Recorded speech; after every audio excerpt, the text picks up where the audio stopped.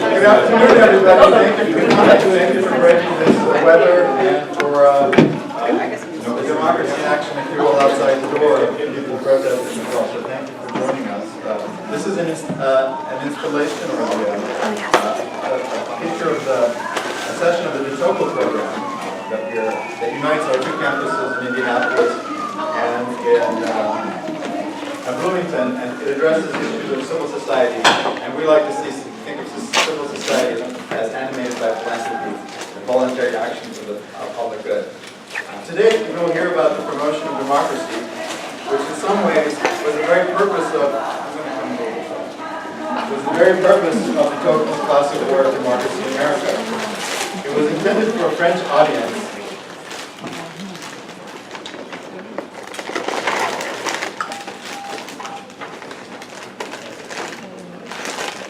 So, Democracy in America was intended for a French audience to help France in transition to democracy. So de Tocqueville himself was in the business of democracy promotion, as he presented America's vigorous associational life as an incubator for democracy and a model for France. Today we still debate how to get to democracy, what to do to keep it once we have it, and how to make it better and deeper, to reflect its purpose of giving all people a meaningful voice in their government. But we also hear and see challenges to democracy. A recent presenter in this forum questioned the value of democracy itself, whether the people as a crowd provide or generate the kind of smart policy we need for today's complex world. And more prominently in the news every day we seem to see autocrats gaining more momentum. We see some of the same faces leading for decades, even in countries that have professed democracy. Or we see these men, and these are all men, preparing to do so by changing the constitutional rules of the game. You can see that it might be easy to get overwhelmed by the challenge of promoting democracy in this context. Our guest today has made this challenge his calling. So today we won't be questioning the value of democracy, but rather how to promote it in the Arab world, where I am pleased to be heading next week. So to enlighten us on this topic, we have a very special guest who has been involved with democracy promotion at the highest levels of the U.S. government. And he has also been teaching and writing on this subject. We also have two of our distinguished IU faculty who have agreed to serve as discussants to help start off the conversation after Mr. Abrams' remarks. I will introduce them after we hear from our guest, who it is my pleasure to introduce now. Elliott Abrams is Senior Fellow for Middle Eastern Studies at the Council on Foreign Relations in Washington, D.C. He served as Deputy Assistant to the President and Deputy National Security Advisor in the presidency of George W. Bush, where he supervised U.S. policy in the Middle East for the White House. He was educated at Harvard College, the London School of Economics, and Harvard Law School. After serving on the staffs of Senators Henry Jackson and Daniel Moynihan, he was an Assistant Secretary of State in the Reagan administration and received the Secretary of State's Distinguished Service Award from Secretary George P. Shultz. In 2012, the Washington Institute for Near-East Policy gave him its Scholar Statesman Award. He was president of the Ethics and Public Policy Center in D.C. from 1996 until joining the White House staff. He was a member of the U.S. Commission on International Religious Freedom, where he was also chairman.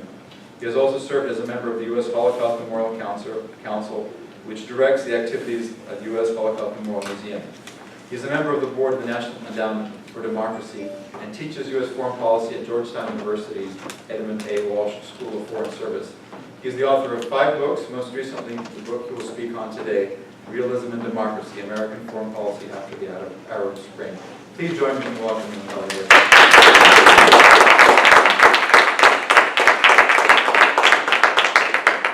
Thanks very much. It's a pleasure to be here. I've been in 2 years, so nice to be back.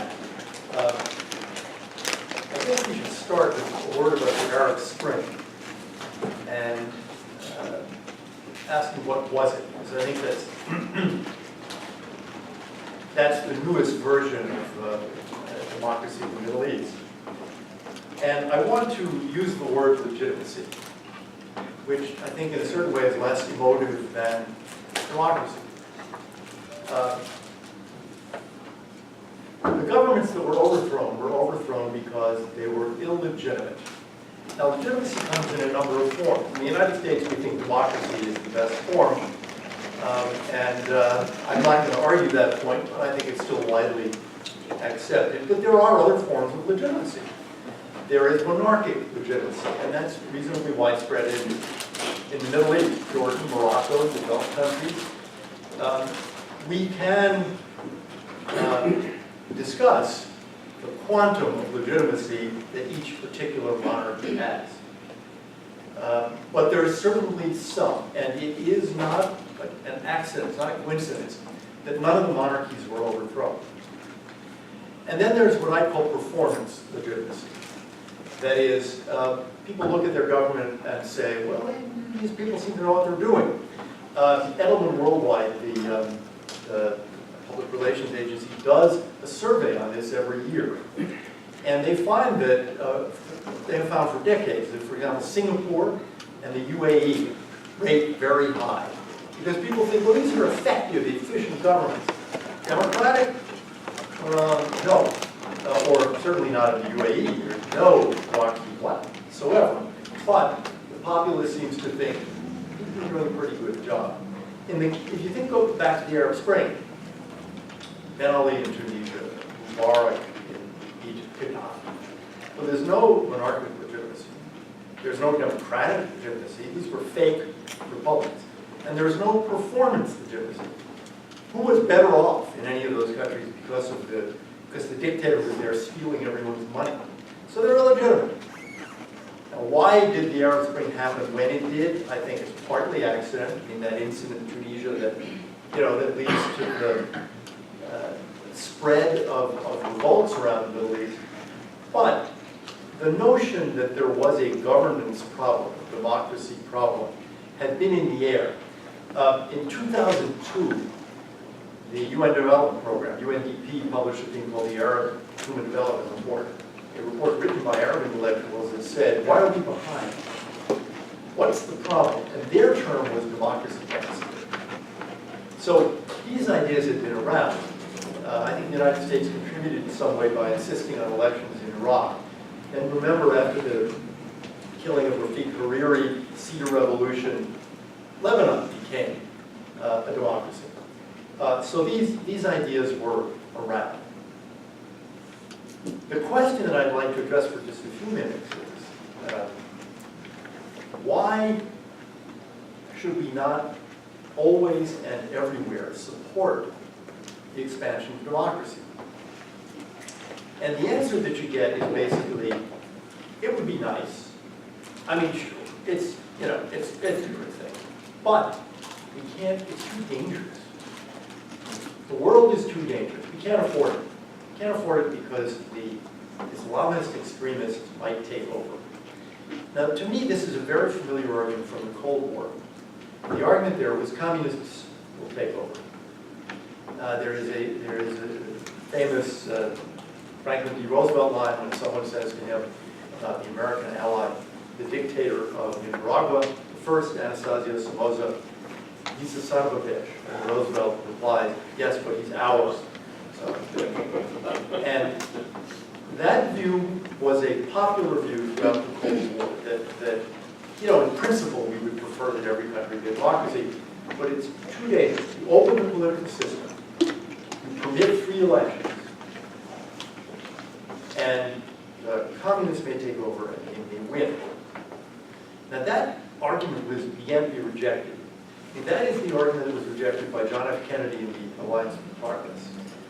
And in the speech in which he announces the Alliance for Progress in 1962, he says those who make peaceful evolution impossible make violent revolution inevitable. And this is basically the idea that Ronald Reagan picks up when he says to someone like Ferdinand Marcos, you gotta go. Or he says to Chun Doo-hwan, the military dictator of South Korea, time to go and to have democratic government. Why? Not because Reagan wasn't an anti-communist, because he realized this kind of tyranny, this kind of oppression, is going to radicalize the whole political system and will lead to more support for the communists. So the argument is made today that the Islamist extremists will win if you open the political system. I would like to say first, tyranny is a form of extremism. repression is a form of political extremism. So if you sort of sit back and say, well, leave it to the dictators, they know how to do this, what you're going to get, I think, is a radicalization of the political system in much the way that Reagan and Kennedy feared. So you will not, in fact, first, have a measured, moderate system. Yeah, it's very nice to say, well, what we need is a dictator who will slowly, carefully allow the movement toward democracy in a controlled way over. Yeah, when did that ever happen? Show me the brilliant dictator who wants to be out of a job. You know, it's interesting, I met recently with Khodorkovsky, the Russian dissident. And he made an interesting comment that, you know what Gorbachev did when he left power? He went home. He went home. He could go home because he was not a thief. Gorbachev never stole money. But all the rest of these people do steal money, which is one of the reasons they can't ever go home. That is, leave power, allow a transition to democracy, because then they will be prosecuted. I would also argue that, in fact, repression cannot defeat Islamist extremism. And I say that because Islamist extremism is a set of ideas. You or I may think they are terrible ideas, they are bad ideas, but they are ideas. I mean, in every Islamic country, there is, and there will have to be a discussion. What is a just political system? What does God want us to do? How does God want us to live? What does the Quran tell us about how society should be organized? That debate cannot be won by policemen. I mean, a policeman can hit you over the head, can beat you up, can kill you. But that doesn't win the debate. Look at Egypt today. It's estimated there are about 50,000 political prisoners. That's a lot of political prisoners. I mean, people who have never, some of them have never been convicted of any crime at all. They've never had a trial. In other cases, they've been convicted of what you and I would not call a crime, peaceful protest.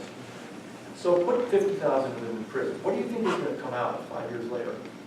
What happens in prison, and there are plenty of testimonies to this, you sit there and you listen to a debate between Muslim brothers and Al-Qaeda as to who is right.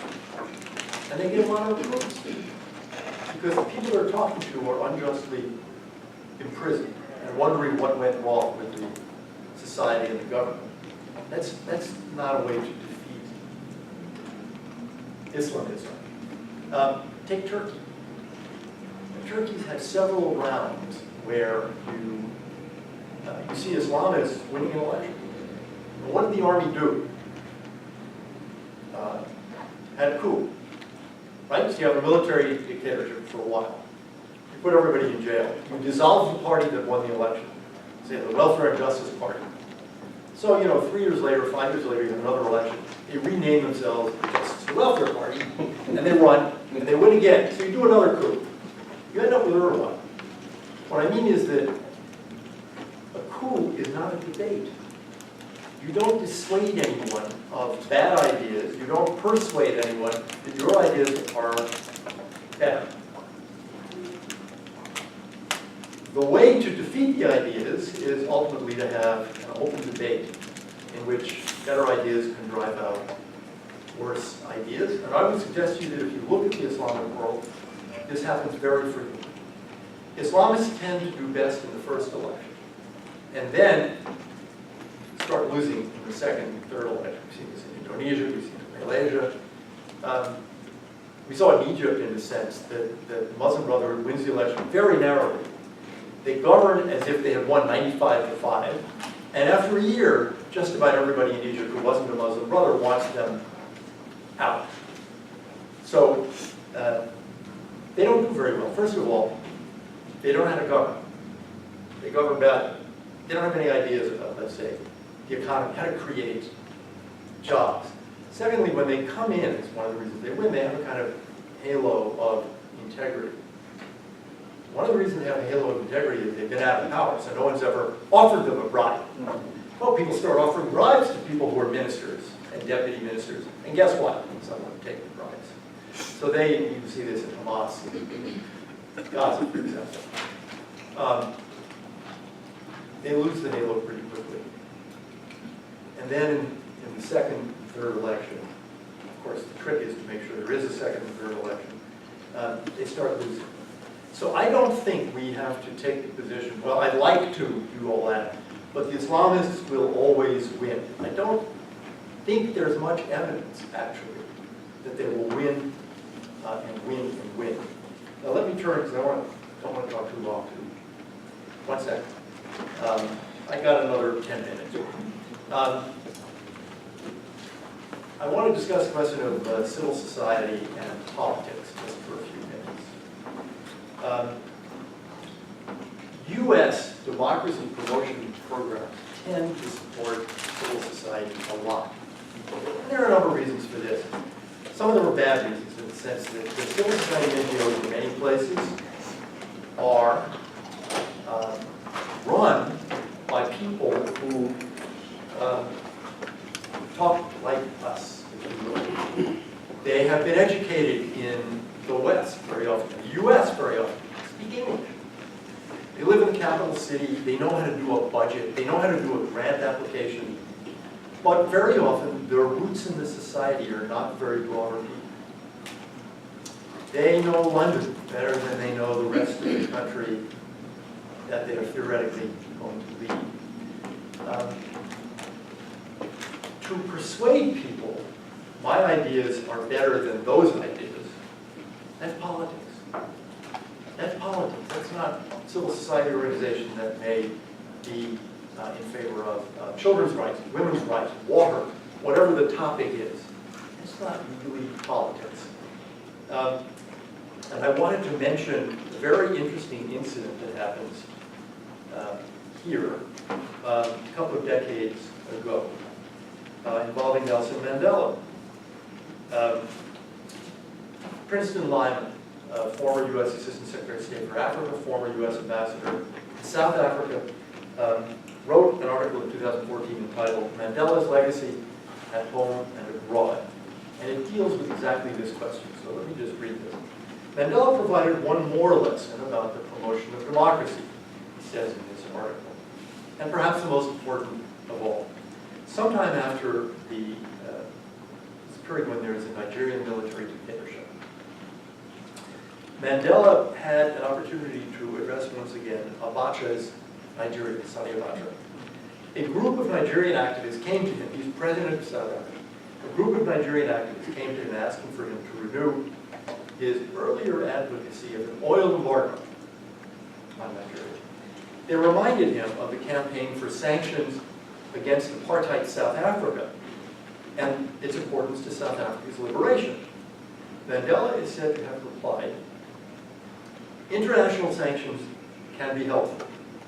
They were helpful to us, South Africa, but they are of no value if there is not a strong, indigenous, democratic movement. You do not have one in Nigeria, so international sanctions would not be that much help, said Mandela. I'm reading from the line. This somewhat brutal dismissal conveyed an important lesson. Without the equivalent of the ANC, without a strong, indigenous, democratic political movement, neither international pressure nor domestic advocacy would assure a democratic outcome.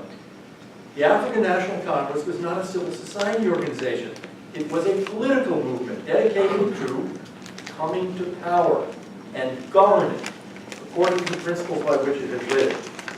It was therefore different from, one example, he gives the United Democratic Front, the non-racial anti-apartheid coalition which spearheaded the ungovernability campaign that undermined the apartheid regime in its final days. The ANC was also different from many civil society associations that mobilized people at the grassroots level against apartheid. These movements played a major role in bringing down the apartheid regime. They were not in a position to govern when apartheid fell. They were not structured for that. They had not been deeply immersed in the principles of government over period of many years. They were not political movements in that sense. What Mandela was saying to the Nigerian activists is that in the absence of political movements dedicated not just to democracy, but also to governing when the opportunity arises, social, civic, and economic pressures against tyranny will not suffice. International democracy promotion efforts, if they do not address this political factor, will ultimately fail. That's Princeton Lyman. I think the U.S. government has not fully learned that lesson. Now, it's harder, sure. If you're trying to support an NGO that's, like, I was going to say children's rights, but actually CC jailed a man and woman who had a children's rights association. But in theory, there are lots of good causes. It's easier for the U.S. to support those non-political groups than the more dangerous political organizations. And in many cases, there are no political organizations. We have to admit that. In many cases, there are only some NGOs. There, I would say what we ought to do is look at those NGOs and try to make a judgment to the extent we can. Which of them can make the jump to politics if and when the door opens? Which are the people, which are the causes, which are the groups, I'll give you my favorite example, trade unions. The reason Tunisia is still a democracy today is the labor movement, because the labor movement, almost by definition, isn't a civil society organization of capital. It has to try to spread out through the society, and not just among the most educated groups in the society. We do some of that, but I would argue we don't do enough of that. Well, I could actually go on for another couple of hours, but I think I'll stop.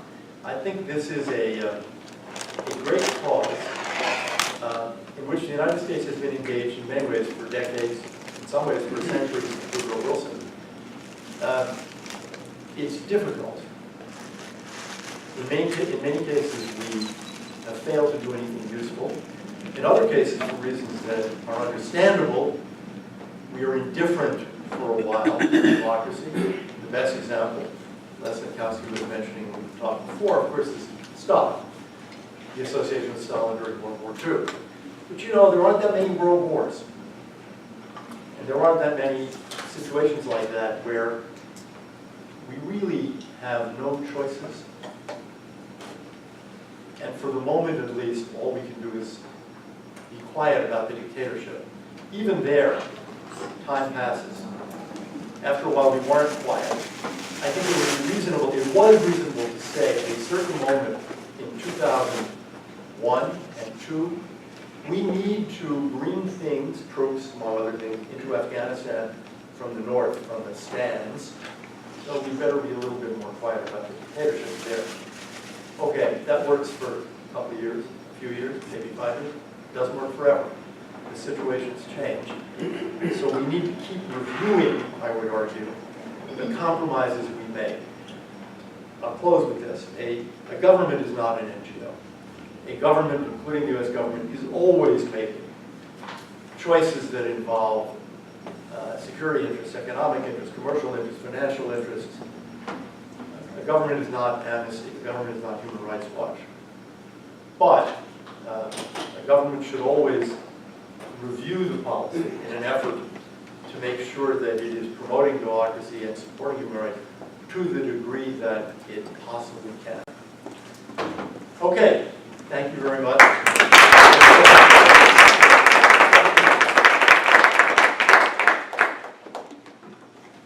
Thank you very much for that stimulating remarks. Our respondent is Abdul Qadir Sinha. He's Associate Professor of Political Science and Middle Eastern Studies at Indiana University, Bloomington. He received his PhD from UCLA and was a postdoctoral fellow at Stanford University, a Carnegie Scholar, and a fellow at the Woodrow Wilson Center. His first book, Organizations at War in Afghanistan and Beyond, develops an organizational theory to explain the evolution and outcomes of civil wars, ethnic strife, and other territorial conflicts. He is also editor of Muslims in Western Politics and the author of articles and book chapters on Muslim minority political representation in Western liberal democracies, public attitudes towards Muslim immigration, the Arab Spring, conflict processes, and Islamist parties' participation in elections. His articles have remarkably been published in both the prominent qualitative and the quantitative journals. Please join me in welcoming Professor Simon.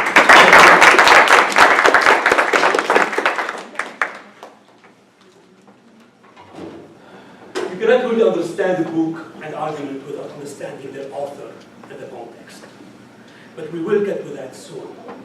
Let's start with the argument. I will rephrase it because, frankly, it wasn't summarized, I think, too well. This argument is from the book. Number one, Islamists are the enemies of the United States and the West. That's the first premise. Second is Islamism is an idea that can only be defeated by a better idea, democracy. That's what Mr. Abrams says. Dictatorships can destroy Islamism through oppression. They strengthen it. Islamism can only be weakened by being tested in a democratic process. And therefore, the United States should encourage democratization in the Muslim world, particularly the Arab Middle East. Is that fair? Somebody of the argument? Excellent. Yes, I agree.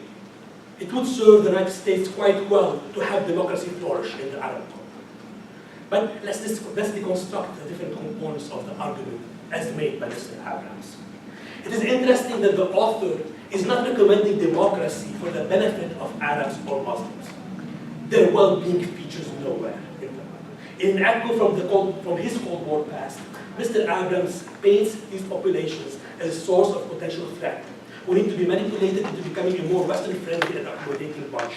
The strategy of the day, though, is democratization. In the past, it was different, supporting dictators and terrorist organizations. The argument also assumes that Islamism is an ideology, just like communism before it. What makes many Arabs hostile to the United States?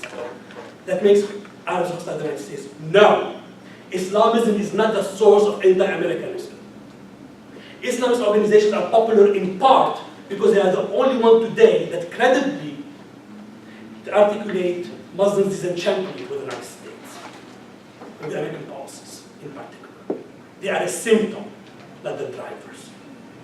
Arab nationalists, secularists, and others may equally resent American foreign policies in the Middle East.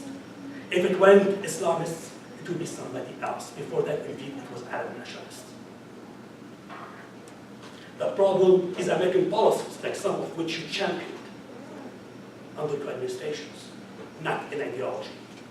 The source of anti-Americanism is not poverty or a freedom deficit, a term that some of you and some of your fellow conservatives like to promote, but resentment against American policies that destroy the lives and livelihoods of Arabs. These policies certainly include backing brutal kings and autocrats, dictators. That I agree with. But it extends well beyond that. They include nearly unconditional backing of the state of Israel as it torments Palestinians and appropriates their lands. They include invading and occupying Iraq, which I would for and championed for a long time. They include conducting drone attacks in numerous Muslim countries, Yemen, Pakistan, many others, Somalia, that leave many civilians dead and maimed. They include treating Muslims as subhuman in Guantanamo, Abu Ghraib, Bagram, and many other detention facilities. Things that were done under the administration which participated. Whomever Arabs would elect will like in a democracy, will likely have to adopt a policy that satisfies their constituents, which would likely include strong support for the Arab Palestinians and resisting US encroachment on Arab countries' sovereignty. Just because they become democrats does not mean that they become your allies or subservient to US foreign policy. This is not a bad thing, but it's certainly not what Mr. Abrams is hoping would happen. Also, democracy is generally considered as no more than a system of allocating power in most Arab countries as of now. For it to be more than that, it will take decades of practicing it. Values develop over time along with institutions. It is not logical to think that others will associate American values with democracy. That in fact, surveys show large numbers of Arabs favoring a hybrid model, Islamic democracy, in Islamic democracy, whatever that means. I'm actually personally not even sure, but it certainly does not carry the values that you have in mind. Islamism, on which you focus, on the other hand, is already more than just an idea in many parts of the Arab world. In Egypt, for example, Islamism was associated with welfare provision, education, emergency help. When the earthquake hit Cairo in 1992, it wasn't the government, with this $2.5 billion of American help that aided the people who were afflicted in Cairo. It was the Muslim Brotherhood that set up the clinics. And with the professions. And Islamists are certainly a complex bunch, many of whom have no interest in being enemies of the United States, including Al-Nahda, whom you cite often in your book, but don't seem to have a deep knowledge of. I spent 4 months researching Al-Nahda in Indonesia. Also, Islamists will not necessarily be weakened by democratic competition. It's not to be taken for granted. They learn, they adapt, and they evolve, as Al-Nahda has shown. In democracies, parties lose and win. Sometimes they become the opposition, and sometimes they win again. There are cycles. And we see that in every advanced democracy. Why should be anything else in the Muslim world? They are part of Arab life. That's a fact. Just like the Likud is part of Israeli political life, the right-wingers, and the far right-wingers as well. And also, just like the neocons are part of our political life. Another way the argument falls short is in its approach to implement democratization. It assumes that the United States can manipulate and influence the different actors in Arab countries to produce a suitable democratic system to accomplish its goal of defeating Islamism. Micromanage Arab societies, because we are the puppeteers and they are the puppet apparently. They're not smart enough. They're idiots. This won't work. The problem is that very few in the Arab world trust the United States as an honest broker. Look how things work for you in Iraq and Afghanistan. The best way to promote democracy and reduce anti-Americanism is to broker a fair Israeli-Palestinian peace. Not the way that we could understand fairness in Israel, and I know you're very close to the right wing in Israel. But in a way that's decent and fair towards the Palestinians, respect their humanity, respect their rights, give them their land, and dignity. It will also require a whole reconstruction of American foreign policy in the Middle East. Make it less military, less brutal, more respectful of Arabs' lives and livelihoods. And the same would apply to other regions of the world as well. And yes, stopping aiding and arming dictators, that can do it. If the goal of promoting democracy in the Middle East is to destroy Islamism, the policy will disappoint. Support for democracy needs to be done with the intention of creating goodwill and with concern and respect for the will and well-being of Arabs and Muslims, and those reforms and American foreign policy. Now, let's talk about the author and the context, not just the argument.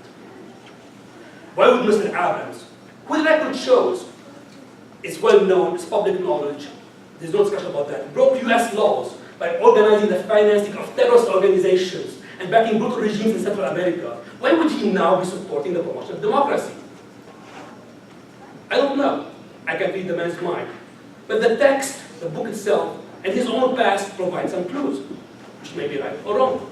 I would love to see what he says. I mean, perhaps he has evolved. You know, but then again, I think when you're criticizing President Trump, you mentioned that at 70 it's hard for a man to change his ways, right?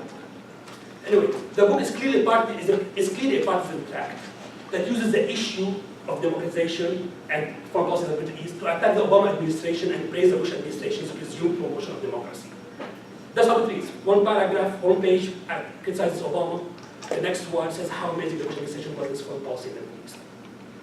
Many parts of it go that way.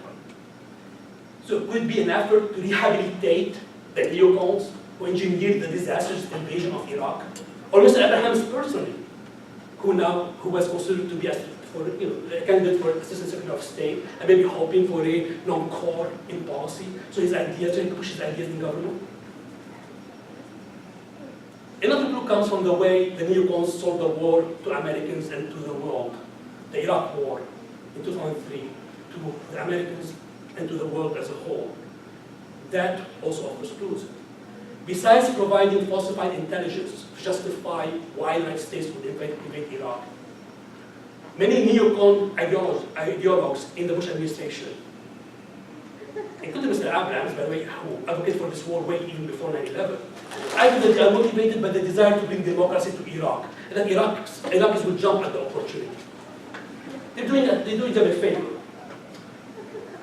Could be that they're now laying the ground to push for an attack on the next favorite target, Iran. I don't know. I hope not. Because that would be a bloody war. It would be very costly to this country. And it'd be sacrificing the lives of our soldiers and ones of many in the world. I hope you won't do this. Again, the meaning of a text can only be understood by knowing the author and its context. And in this case, the author's past and the context make a mockery of the book's argument. Thank you.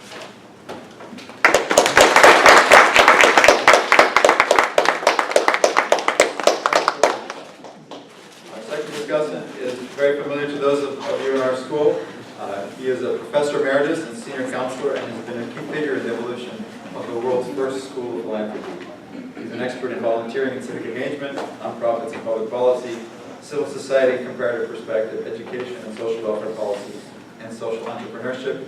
In 2001, he was appointed to be CEO of the Corporation for National and Community Service. He is also one of the founding figures of the National Endowment for Democracy.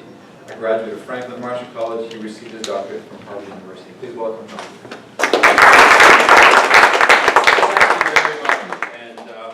I'm not going to really engage in discussions of foreign policy because that's not really my field of expertise. My field is philanthropy. And what I want to just say a few words about is the missing role of philanthropy in this discussion. Now, this is very relevant for the Tocqueville lecture series. Alexis de Tocqueville, of course, was very concerned about the future of democracy in his world as he knew it. And a good reason. He was a child of the French Revolution. His parents were actually jailed during the French Revolution, but they got off easy. His uncle was the defense counsel for King Louis, and in those days, the defense counsels got the same punishment as their clients if they didn't win their case. So Tocqueville really was interested in what happened to democracy in France. Why did it succeed in the United States? I always like to tell my students he may be the first recorded grand hustler on record. Why? Well, he was a lawyer, and he got money to come to the United States in the 1820s to study our penitentiary system. Believe it or not, the United States was regarded as having the most advanced penitentiary system in the world then. Well, there's plenty of evidence to suggest this was just a pretext. He did file his report, but his real intent was to study democracy. Particularly, why did democracy succeed in the United States, but not in France? And then what could be done about it? Tocqueville was also a practical man. In the 1850s, he was appointed Minister of Foreign Affairs in his government. He lasted exactly 5 months, which is a cautionary tale about the role of intellectuals in government. So let me quickly touch on 2 points the author does cover in his book, and then talk a little bit about philanthropy and what we're doing here at the school. Although it hasn't come up in the discussion so far, in the introductory chapter he talks about what we call the Helsinki Accords, the final agreement of the Conference on Security and Cooperation in Europe in the early 1960s, in which Europe and the United States and other countries essentially gave the Soviet Union and its allies favorable trade terms in exchange for certain guarantees in the agreement regarding civil rights in their countries. Many people, in fact, we may have been at the same conference or a conference about that time, and various friends said, oh, this is going to be a joke, the Soviet Union will never live up to this. It's yet another example of Henry Kissinger selling out Western interests for paper promises.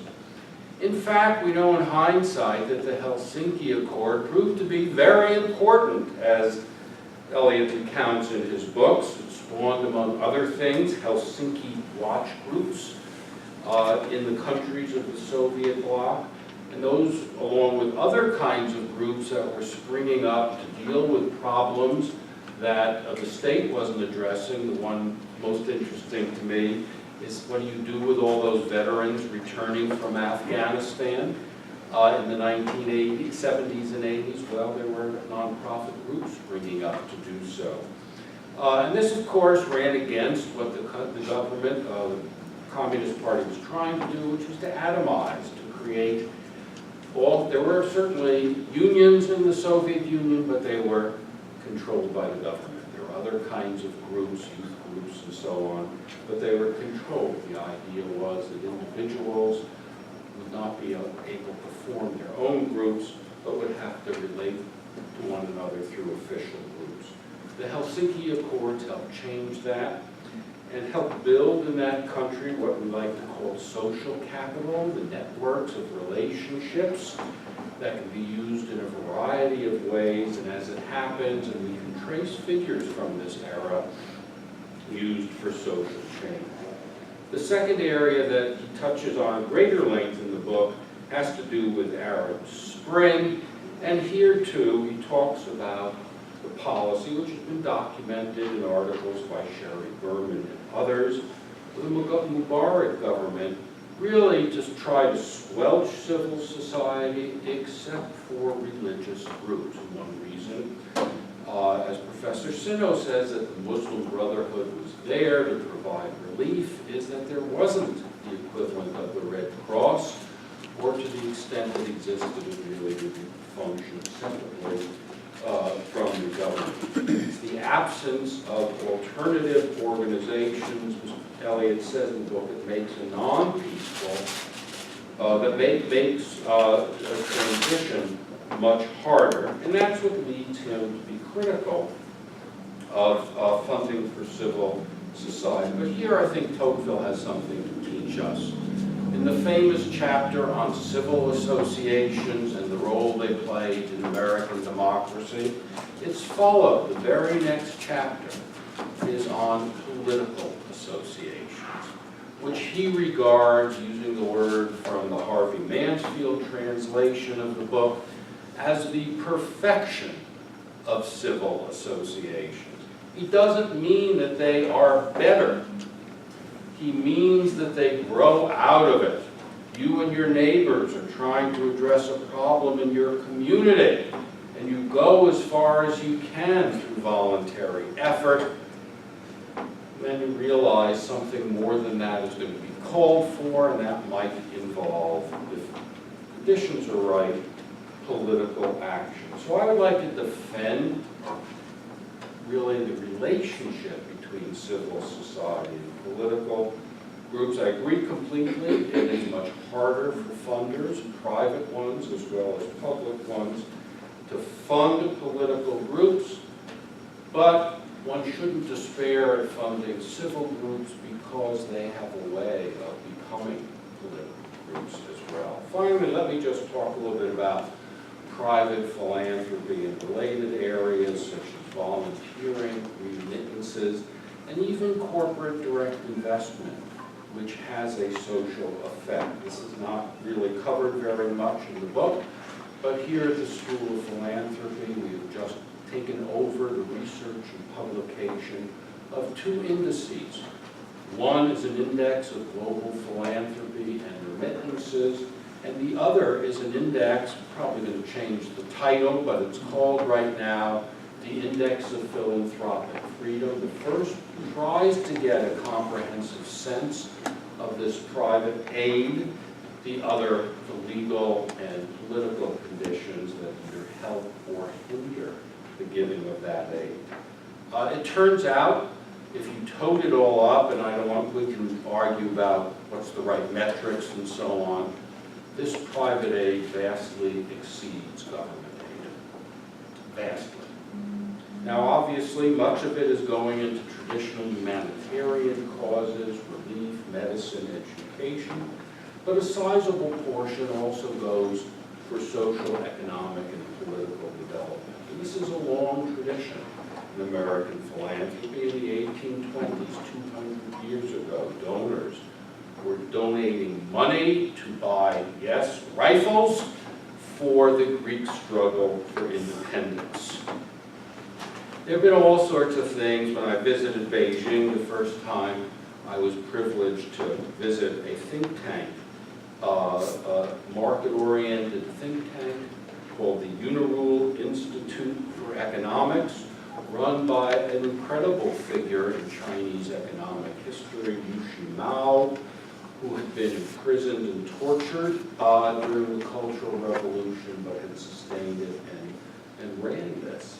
That part of a network created by an organization. Pretty sure the Lilly Endowment has supported it, the Atlas Economic Research Foundation, which tries to support the development of organizations like this throughout the world, including in the Middle East. So anyway, let me just conclude this way. Elliott's book really talks about, and I think Professor Sino has highlighted that as well, how do you reconcile a nation's ideals with its interests? That is always going to be a question as long as governments have foreign policies and aid programs and so on. But perhaps another way of looking at this is to rely somewhat less than we do on official government policy and official government aid, but encourage more private support. This was partly the impetus behind the creation of the National Endowment for Democracy, which tried to take things that were being done covertly through the Central Intelligence Agency and bring them into public light.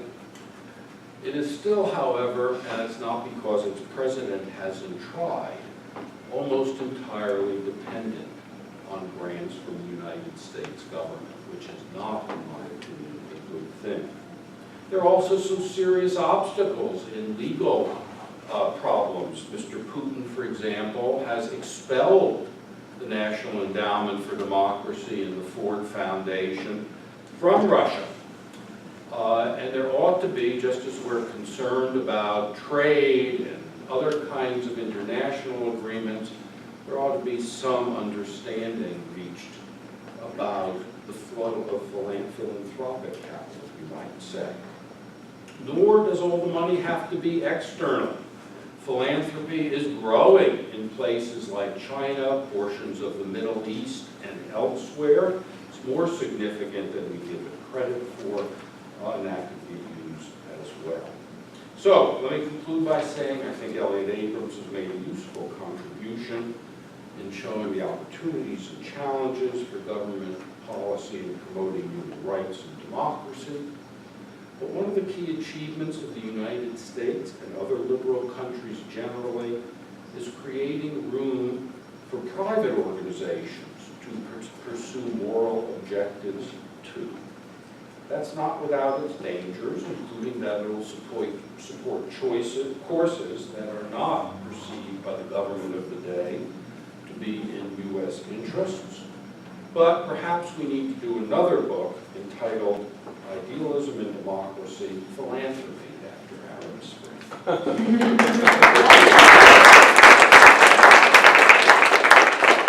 very much, Les, and now we look forward to the discussion, hearing from you. I'd like to invite Elliott up to the podium, and I'll be happy to call on folks as they have questions. So, question away, please. Everyone's persuaded. If there are no immediate questions, Elliott, would you like to respond to either one of your discussants? Same thing. Well, let me just say on the private part, you know, it's one of the problems is money.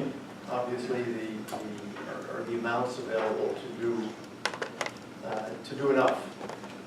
It is an international cause, though it's again mostly government money. Most European countries are now engaged in this cause in one way or another, and have some kind of democracy promotion institution. But not much private money. I think that's true of Western Europe, Japan, Australia as well. It's an interesting thought, and I think it needs to be followed up more, and it's an interesting question to ask major philanthropies. What are you doing in unfree countries? And would they be willing to divert? Because you know what, I mean, let's suppose you have a program that, this happens with AID, let me just use it as an example. Very often the AID mission people in a country are not so keen on the democracy program. Why not? Well, who knows whether it's going to work or not work, do good, not do good. What we in AID are doing, they may say, is we're eliminating certain diseases. And we can show you the progress is quite visible and concrete. And not only are you taking money away from that, but you're getting me into trouble with, let's say, the Minister of Health, who I have to work with every day, and the Prime Minister, because you guys are going around telling him about all the mistakes he's making and all the terrible things he's doing. So they don't want to talk to American officials anymore, even if you just want to discuss infectious diseases. That may be a problem. We have a lot of foundations who are doing very good work in poor countries. They may say, oh, you're going to get me in trouble with the government now, and I'm not going to be able to do the good work that we're currently doing. So I think it's, let's just say, it's complex, and it needs, here's a good academic response, it needs more study. Andrew. Hi, thank you for coming to speak again. You mentioned civil society organizations transitioning into political organizations, and extreme organizations, once taking power, not really succeeding or have staying power.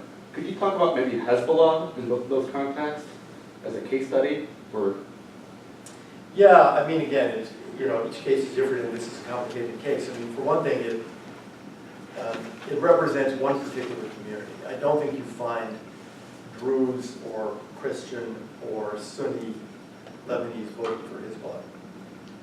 Shia Lebanese vote for Hezbollah, and not all Shia Lebanese. I mean, there are others vote for Amal and other parties. And Hezbollah is what I guess I'd call a not fair political party. What's not fair about it is that it's also an armed group. So it is competing, the old expression, with ballots and bullets. And its power in Lebanon does not reflect votes. It reflects votes, plus the fact that they might kill you if you get in the way. So, there's no way to really judge in a truly open, non-militarized political system what would the influence of Hezbollah be. There would be influence, because the Shia are, who knows, they haven't had a census because they don't want to know the outcome. But half the population, 40% of the population, and they get most of the votes in the Shia community. So in a free election, they'd be influential. But they wouldn't have the control of the state that they have now. And I would argue that over the past 10, 20 years, they've really taken control of the state. Recently, in the last 10 years, there were 2 years when Lebanon had no president. Why not? The president constitutionally is a Christian. Hezbollah wouldn't agree to the people that the Christian, primarily Maronite Lebanese, were putting up. So it was just vacant until the Christians agreed it could be the single Christian who was closest to Hezbollah, now President Aoun. The army, I'm told, I have not made a study of this, that it's impossible to get promoted to significant positions, colonel, general, now in the Lebanese army if Hezbollah doesn't like you. The army was always seen as a bulwark against Hezbollah's armed power, less and less so. So I think there's a case in which we see a problem. We ran into this in 2006 in the Palestinian elections, of where an armed group prevents democracy from controlling the politics of the state. To give another example, let's say Egypt today. Who's running against General Sisi, President Sisi? Basically nobody. There were a group of people, credible candidates, who wanted to run against him, and one by one, they were disqualified or jailed or both. That's not an election. That's using the power, in this case, the power of the state, the military power of the state, the legal power of the state, to prevent democracy from returning to Egypt. Dana. My question might sound naive, but it's based off of being overseas 20 years and being engaged in international development. One with a U.S. NGO that received funding from aid, and then more recently with local civil society that refused to receive aid from USAID. And the perception is that it's very clear in these countries that I've been working in that there's an agenda. And so here I am in an ethics class, here at IUPUI, and we're talking about how you balance your multiple motives for your philanthropy, and that it seems that true philanthropy has more of an altruism or care percentage of that motive, but there's always other self-interests involved. But the perception really with aid is that it's deeply US policy interest and foreign policy interest. So why can't USAID be aid, be more philanthropy than agenda? Well, there's undoubtedly going to be Yeah, some. I mean, it's not a naive question. I mean, I think part of the answer is, well, tax dollars, right? So tax dollars should be used mostly, I think people would say, to promote the interests of the United States overseas, when we're talking about overseas spending. There are, I forget what it was called, the Marshall Plan, the history's most unsorted act. Well, the Marshall Plan certainly represented American interests in, reviving the economies of Western Europe. I would point to what President Bush, George W. Bush, did on AIDS and malaria in Africa, PEPFAR, that I think saved literally millions of lives as an unsorted and altruistic act. I don't know how he got any particular foreign policy gain, reputational gain, I think. But he did it really because it was, he thought, mostly as a Christian, I'd say, that he could not do otherwise. We had the ability to do this, we should do it. I think it's a hard argument to make very often in Washington that we should just, be doing things because they're good, rather than because they advance the interests of the United States. This may come back to Les's argument about philanthropy, where theoretically, great foundations might be able to say, well, we are able to do this, even if AID is not able to do it. But, the argument you need to make, I think, for most members of Congress is, by doing this altruistic act, we are advancing the interests of the United States. And sometimes you can show that, and other times, you can show it maybe over a 25 or 50-year period.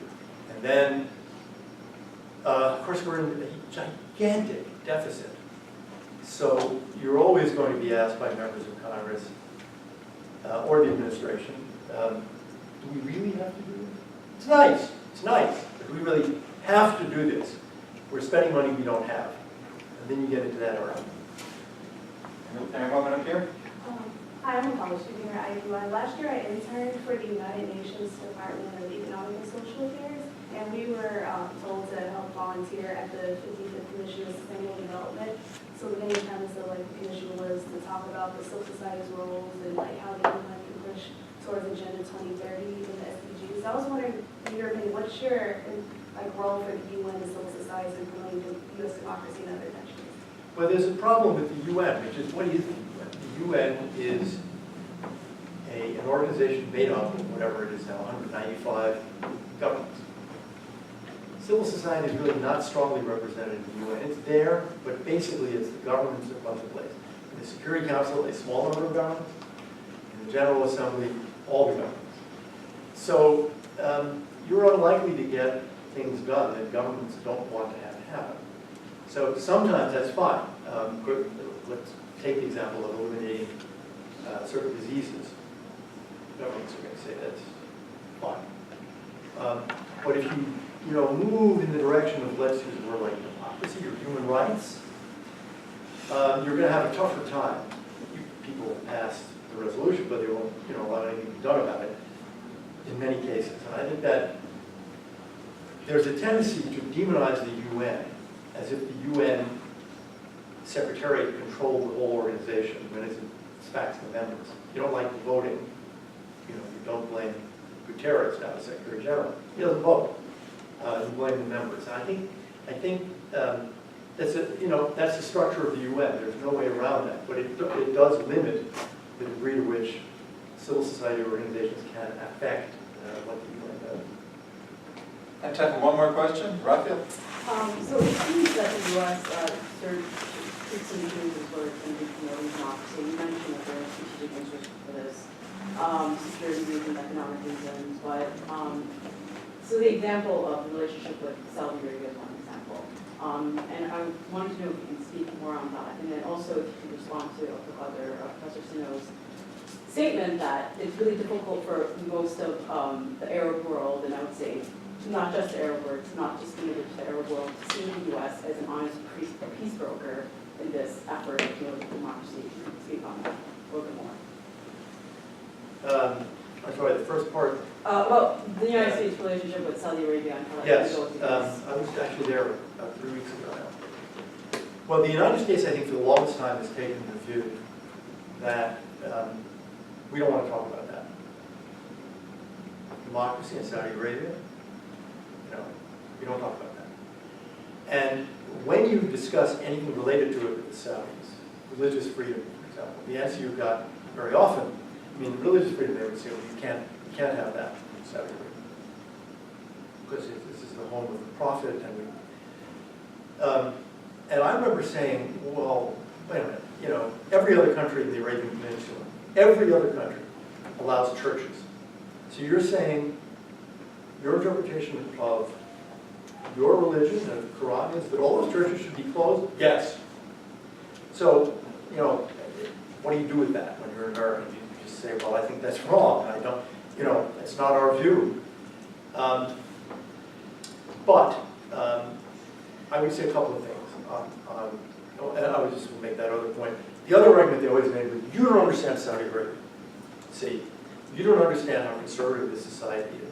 You think we, the royal family and the government, are conservative. You don't understand our society. If you allow people to vote, we would be, from your American point of view, worse. We'd be more repressive. We're the good guys. We're the modernizers. There was almost no pressure. There's never been any pressure on Saudi Arabia for democratization. There's been occasional pressure for a little more religious freedom. When I was here 3 weeks ago, in 3 separate meetings, I said, mostly to make trouble, I said, you're about to introduce VAT, value-added tax, happens this spring. And we have this old line in America, no taxation without representation. Your message, you the government, your message to Saudis is, don't just sit there and think you're going to cash oil checks. Be a citizen. Work. Get educated. Be an entrepreneur. Don't work for the government. Pay taxes. Don't you think that as you tell Saudis to be citizens, they're going to say at some point, we want to roll in governing this country? And rather to my amazement, I did this in 3 separate meetings. All 3 times the answer I got back was some version of, it's inevitable.